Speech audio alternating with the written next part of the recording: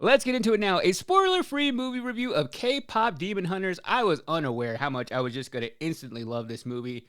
Obviously, I'm a huge fan of animation, Sony Animation in particular, from the same studio that brought us Into the Spider-Verse, Across the Spider-Verse. Just the animation alone in this movie is beautiful. It is so fluid and vibrant and so much expression in all of these characters that if you strip this movie of the voice acting, of the music, it would still be a delight to watch. And a weird thing to say about animation in 2025, sometimes I just feel like it lacks inspiration, it lacks originality. Obviously, some of that comes from animation being so expensive because it takes so long to make.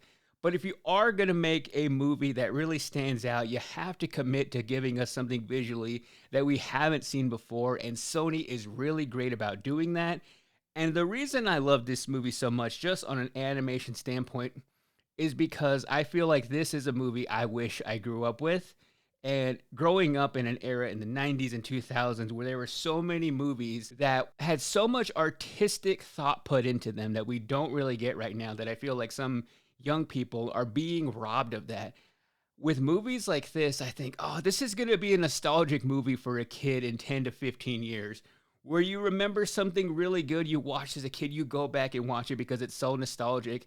That is what I get from K-pop Demon Hunters, and knowing that they are still putting movies like this out into the world that are not only crushing records on Netflix, but this past weekend went into theaters, which is something that Netflix rarely does, but they know how much of a cultural impact this movie is having because the song Golden not only is fantastic in the movie, but also went #1 on the Billboard Hot 100. All the songs in K-pop Demon Hunters are so infectious.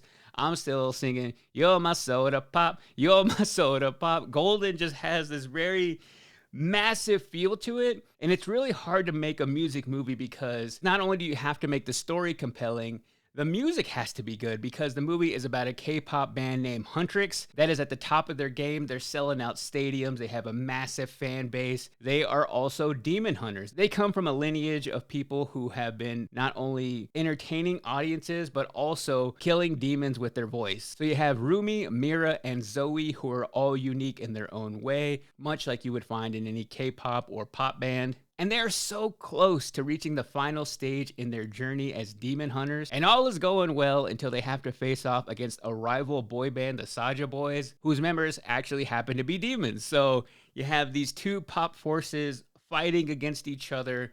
And not only is it just about good versus evil, the pop stars fighting the demons, this movie makes a really big statement on the music industry because underneath all the demon hunting, you have the pressures of what it's like to be a pop star. Rumi is the leader of the K-pop band, and she has been pushing them harder and harder to achieve this level of greatness. They are about to wrap up this tour, and they're all excited to take a break. All they want to do is hang out on the couch, and she pushes them to continue forward because they are so close in their journey. So right after their tour, they're about to go on break, and she decides to drop their next single, Golden. And at that time, she starts struggling with her voice. And you start to see all these little details about how much pressure there is on pop stars to continue pushing forward when they're at the top of their game, when they're selling out the stadiums, when their fan base is at an all-time high, their social numbers are off the charts, their singles are selling like crazy, and there's a demand to keep putting out more new music, keep touring the world, keep up with appearances, keep doing interviews. And it shows you how all those things can really start to wear you down and how much pressure there is on an artist when it's all about your ability to perform, your ability to get on that stage, whether you're sick, whether you're tired, whether you need rest, whether you're hungry. You have to go up there no matter what. And it shows how much that can really tear a person down. And even though they love their fans so much, they put them first. They try to do all these things to make sure that they are happy. They know how also that is a very delicate line to walk about how much of yourself do you want to give away and how much do you want to keep their attention, because in the pop world, it is so hard to keep your fan base just right there with you. More than any other genre, you can be cool one day and uncool the next. So it also speaks on that pressure of just remaining relevant. And everything you put out has to be the best. It has to go #1. And if it doesn't, you start to feel that pressure of you becoming a little less relevant, you starting to lose your fan base, and then they have this rival boy band come out of nowhere that are also secretly demons, showing you the evil side of the music industry.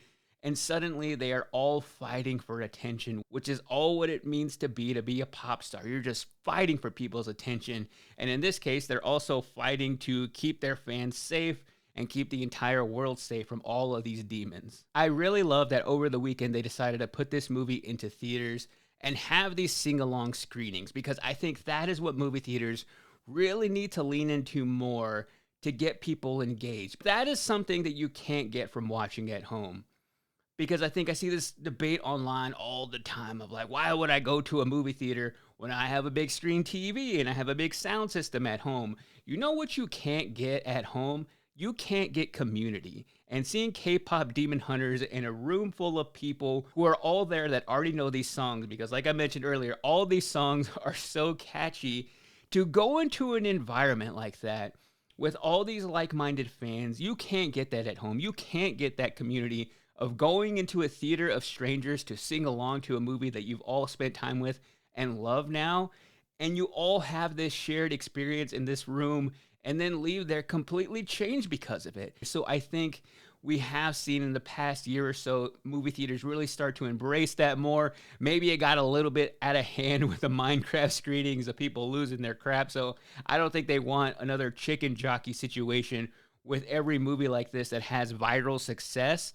But I think their ability to realize that there is something here, and I do credit Netflix to that, we should put this thing in like 1,700 theaters and see what we can do. Because Netflix doesn't really need to do that. I feel like they care more about putting movies in theaters that are going to be able to be nominated for Oscars. But here, if they can make more money from a big hit on their hands, create a sense of community, create somebody wanting to spend more money with their Netflix subscription and keeping that, I think that is a powerful thing. And I think with Netflix not really having a movie with big IP, this is one they're really going to sink their teeth into and really get all that they can out of it. We're going to start getting pop toys and more merchandise out of this movie. So I think this could be one of their flagship movies. So I'm glad if there's a movie that they're going to really push like that, it is one that is actually good for everybody. There is something about going to the movies that I realize some people think is weird, and that is going to the movies alone. And I have been doing that my entire life, that I forgot that to some people that feels a little bit awkward.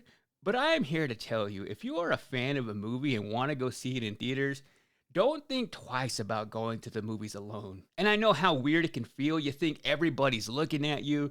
You think that other people who are there with friends or family and a group of people are going to look at you weird because you walk in with nobody.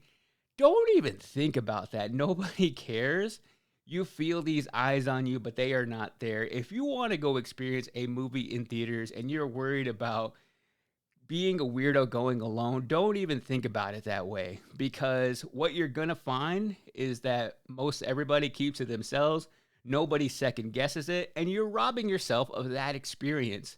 So even with a movie like this, if you wanted to go to a sing-along and you didn't have a friend to go to because they don't like movies about K-pop demon hunters, don't rob yourself of that experience, because going to something like this where maybe you don't know anybody, you could find some real community there. You could find other people who you don't even have to talk to anybody, but maybe you do end up meeting somebody who is also there alone. Because I think that is what I love about going to the movies, is that even though you are a room of strangers, in that moment, you're all kind of in it together. You're all laughing at the same parts. You're all cheering at the same parts. And in this case, you're all singing along together. So never let that worry of feeling like you're going to be a loser going to a movie alone. And that is coming from me, the biggest loser ever when it comes to doing things alone without having friends. People aren't going to think you're weird unless you go do something weird, and don't do that. Just please don't do that. So when it comes to K-pop demon hunters, much like Huntr in the movie, they were known for their 3-part harmonies. This movie to me also had a great 3-part harmony with great music, great animation style, and a story with heart, because it left me just very emotional at parts. So for K-pop demon hunters, I give it 4 out of 5 soda pops.